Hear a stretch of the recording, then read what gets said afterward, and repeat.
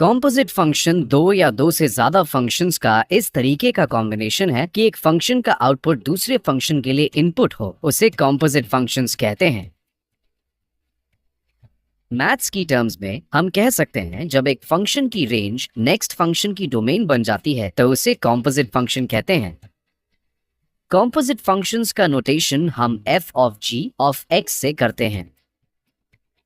For example, f of x is equal to x plus 1 and g of x is equal to 2x.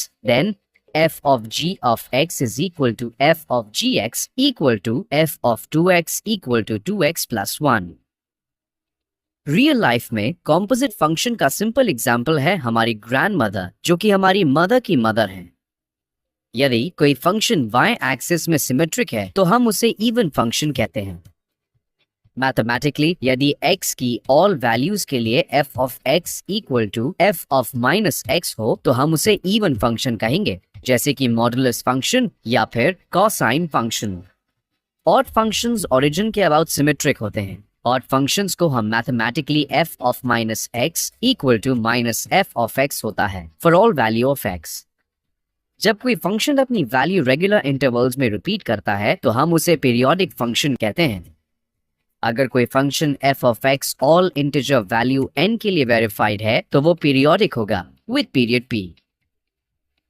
एक function input values लेता है, उस पर कुछ operations perform करता है और आउटपुट देता है, जबकि inverse function output answer as input लेता है, उस पर ऑपरेशन परफॉर्म करता है एंड वापस फंक्शन की original input value as an output देता है।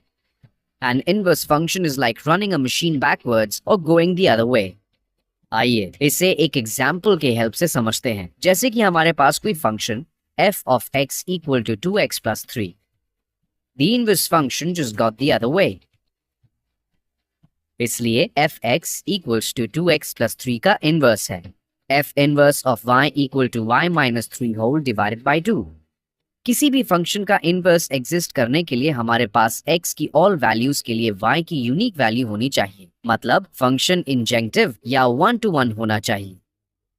फंक्शन एंड उसका इनवर्स डायगोनल के अबाउट एक दूसरे की मिरर इमेजेस होता है, जैसे कि एक्सपोनेंशियल और लॉगरिथमिक फंक्शंस एक दूसरे के इनवर्स हैं।